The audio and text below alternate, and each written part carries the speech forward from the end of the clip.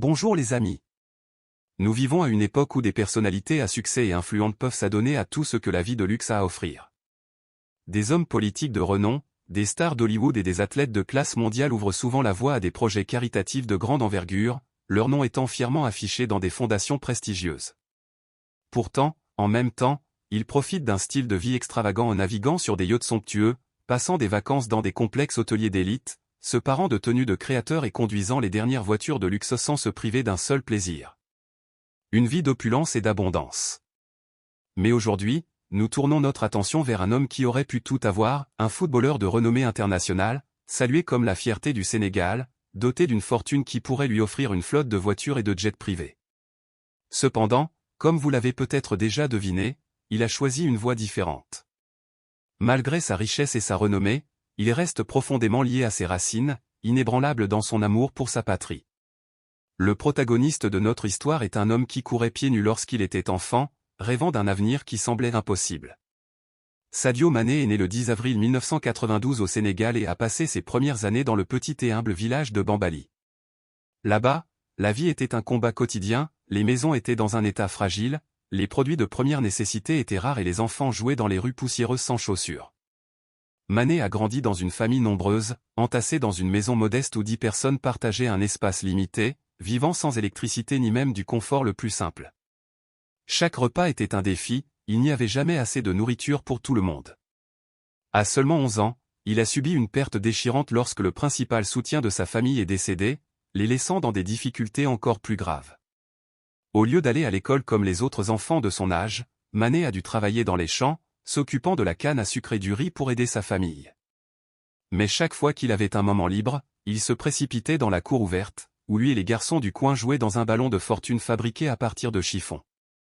Malgré la pauvreté écrasante qui l'entoure, le jeune Sadio n'a jamais abandonné ses rêves. Même dans ses jours difficiles, le football était sa plus grande passion. La nuit, il contemplait le vaste ciel rempli d'étoiles et s'imaginait devenir un jour un footballeur célèbre, sortant sa famille du désespoir. Mais alors que son cœur brûlait d'ambition, sa famille ne partageait pas sa vision. Sa mère et son oncle ne voyaient pas d'avenir dans le football pour un garçon issu d'un village isolé. Pour eux, c'était un fantasme impossible.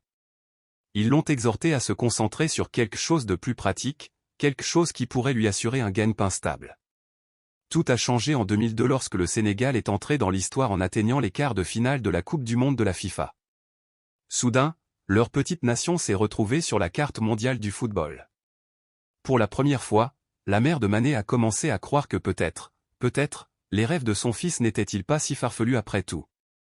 Avec un nouvel espoir, elle a permis à Sadio, 10 ans, de quitter la maison et de poursuivre ses ambitions footballistiques dans la capitale sénégalaise. Mais comment a-t-il pu se lancer dans ce voyage sans argent? Son plan était un acte de foi qui semblait presque impossible. Déterminé, il se tourna vers ses proches, qui n'avaient aucune idée de l'étendue de ses ambitions, et leur demanda tout l'argent dont il pouvait disposer. Grâce à leur soutien, il a obtenu un logement. Cependant, lorsqu'il arrive à l'académie de football pour son premier essai, sa confiance vacille. Le terrain était rempli de garçons comme lui, tous avides du même rêve. Et comme si cela ne suffisait pas, ses insécurités se sont encore amplifiées lorsque l'entraîneur l'a pointé du doigt, non pas pour son talent, mais pour ses shorts en lambeaux et ses chaussures non sportives. Ce fut un moment dur, mais qui marquera le début d'un voyage extraordinaire. Vous pourriez imaginer que le garçon s'est présenté à son audition avec une paire de lourdes bottes, apparemment inadaptées au match. Mais dès son arrivée sur le terrain, tout a changé. L'entraîneur, qui s'était probablement fait une première impression, fut bientôt impressionné. Avec une vitesse remarquable et un jeu de jambes gracieux, le garçon bougeait comme s'il dansait avec le ballon. Chaque contact, chaque mouvement dégageait un talent naturel qui ne pouvait être ignoré. À la fin de l'entraînement, l'entraîneur avait pris sa décision, ce jeune joueur extraordinaire avait gagné sa place dans l'équipe. Cependant, le chemin à parcourir était loin d'être facile. Pendant des mois, il a eu du mal à faire ses preuves, comptant sur le dernier peu d'argent que sa mère et son oncle pouvaient lui consacrer pour subvenir à ses besoins. Son entraîneur, reconnaissant son potentiel, l'a soutenu de toutes les manières possibles. Mais ensuite, avec une confiance tranquille, le garçon le regarda dans les yeux et dit, payé intégralement. Son dévouement était inégalé. Il s'est entraîné sans relâche, traitant le ballon comme s'il était l'essence même de sa vie. Les années ont passé et, grâce à sa détermination, il a mis tout ce qu'il avait dans ce sport. Son esprit implacable a finalement attiré l'attention des découvreurs de talents français, ouvrant la voie à une opportunité qui changera sa vie. Bientôt, il obtient un contrat avec Metz, mais il garde la nouvelle secrète pour sa famille. Ce n'est que lorsqu'ils l'ont vu à la télévision qu'ils ont vraiment compris l'ampleur de ce qui s'était passé. C'est le début d'une carrière étonnante, qui connaîtra son apogée au sein du prestigieux club anglais de Liverpool. Mais au-delà de ses réalisations sur le terrain, il existe une autre raison d'admirer le garçon qui venait autrefois de rien. Le monde le connaît sous le nom de Sadio Mané, une superstar du football. Mais beaucoup le connaissent aussi comme un homme d'une immense générosité. Depuis son enfance, Mané est resté profondément religieux, priant plusieurs fois par jour et se comportant avec une humilité remarquable, un trait rare dans le monde de la gloire et de la fortune. Il n'a jamais permis à la richesse de changer ses principes. Au lieu de cela, il considère qu'il est de son devoir de redonner. Et il le fait à une échelle extraordinaire. À Liverpool, son salaire hebdomadaire atteignait le montant faramineux de 293 000 $, soit 15,5 millions de dollars par an. Mais ce qui le rend vraiment remarquable, c'est la manière dont il choisit d'utiliser sa fortune.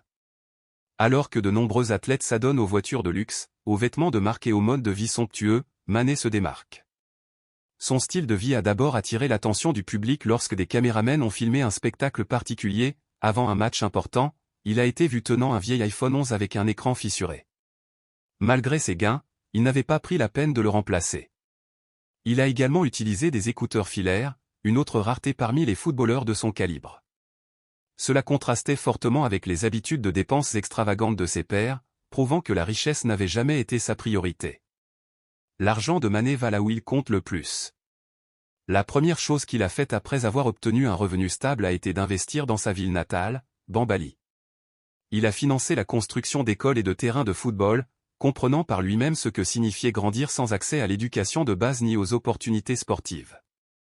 Son rêve était de donner une chance aux jeunes de son village, de s'assurer qu'ils n'auraient pas à quitter leur foyer à la recherche d'un avenir. Mais sa générosité ne s'arrête pas là. Comme les journalistes l'ont découvert plus tard, pendant des années, Mané apportait discrètement un soutien financier à plus de 100 familles de son village, en leur donnant à chacune 100 $ par mois. Son objectif était simple, faire en sorte que personne à Bambali ne souffre de la faim ou ne lutte comme autrefois. Sadio Mané est bien plus qu'une simple légende du football. Il est un symbole d'humilité, de gentillesse et de conviction que le succès ne signifie pas grand-chose s'il n'est pas partagé. Il est important de souligner que la population du Sénégal vit avec moins d'1 $ par jour. Comprenant leurs difficultés, il va au-delà de la simple aide financière, il leur fournit des médicaments, des vêtements et des chaussures essentielles. S'il reconnaît que cette somme d'argent est loin d'être suffisante pour mener une vie confortable, il estime que cela garantit que les gens n'auront plus faim comme il l'a fait dans sa propre enfance. L'immense fierté que les Sénégalais éprouvent pour leurs compatriotes se manifeste dès l'arrivée des visiteurs à l'aéroport de Dakar. À l'entrée, une grande banderole accueille les touristes avec le sourire radieux de Sadio Mané, visage devenu l'un des plus reconnus et chéris du pays. Son image est non seulement un symbole de fierté nationale, mais également un élément clé de la publicité locale, apparaissant sur les panneaux publicitaires faisant la promotion des marques de boissons gazeuses et de yaourts. La profonde préoccupation de Mané pour son pays natal est devenue encore plus évidente à la suite de la pandémie de Covid-19, qui a causé des difficultés aux populations du monde entier. En réponse, il a fait des dons substantiels au système de santé sénégalais, finançant la construction d'hôpitaux, achetant des ventilateurs et garantissant que les soins médicaux parviennent à ceux qui en ont désespérément besoin. La commission médicale sénégalaise a reconnu sa générosité, soulignant l'impact significatif de ses contributions pour sauver des vies. Malgré son ascension fulgurante vers la célébrité du football, le monde reste impressionné par l'humilité de Mané. Contrairement à beaucoup de ceux qui succombent aux tentations de la richesse et de la célébrité, il est resté fidèle à ses valeurs, prouvant constamment que la gentillesse et la générosité valent bien plus que les biens matériels. Récemment, une série d'images a fait surface en ligne, montrant Mané en train de nettoyer les toilettes d'une mosquée aux côtés d'un ami. Interrogé à ce sujet, il a partagé l'histoire derrière ce moment. Astérisque d'un jour, après la prière à la mosquée, j'ai croisé un bon ami. Je l'ai invité à prendre le thé, mais il a refusé, disant qu'il devait nettoyer les toilettes de la mosquée. J'ai réfléchi un instant et j'ai dit, faisons-le ensemble. Quelqu'un nous a enregistrés par hasard et a ensuite mis en ligne la vidéo, malgré ma demande de ne pas le faire. Mais ce n'était pas grave, c'est tout simplement normal pour moi. Je viens d'un petit village, élevé par ma mère, mon oncle et ma grand-mère. J'ai travaillé dans les champs quand j'étais enfant, et même maintenant, chaque été, quand je rentre chez moi, je le fais encore. Pour moi, aider les autres est la chose la plus précieuse dans la vie. Astérisque. Ces mots ont touché une corde sensible chez beaucoup, les incitant à réfléchir sur ce qui compte vraiment. Les actes de gentillesse de Manet sont innombrables, beaucoup passent inaperçus et tous ne parviennent pas à accéder à Internet. Par exemple, un jour, alors qu'il descendait d'un bus d'équipe, il a remarqué un travailleur qui avait du mal à décharger un bidon d'eau. Pendant que ses coéquipiers avançaient, Manet s'est arrêté pour les aider.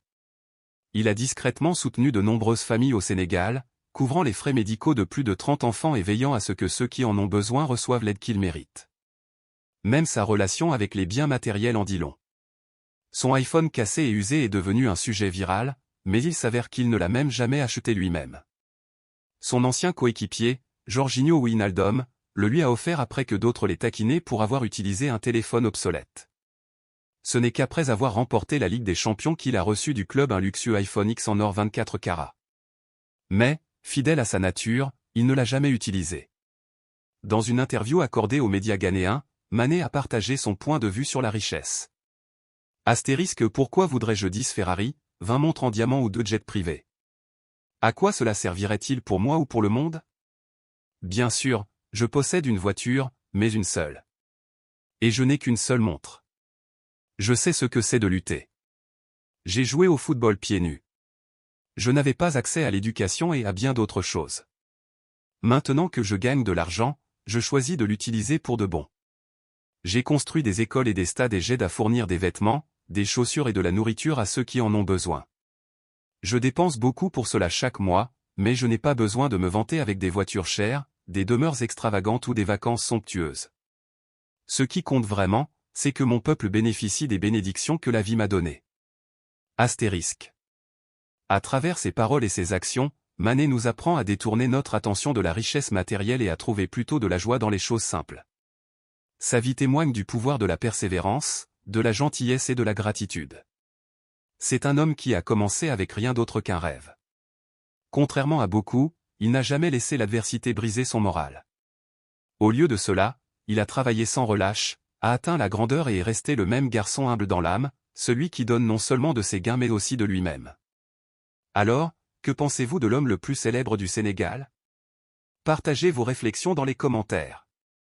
C'est tout pour aujourd'hui, si vous avez apprécié la vidéo, n'oubliez pas de la liker, et à bientôt.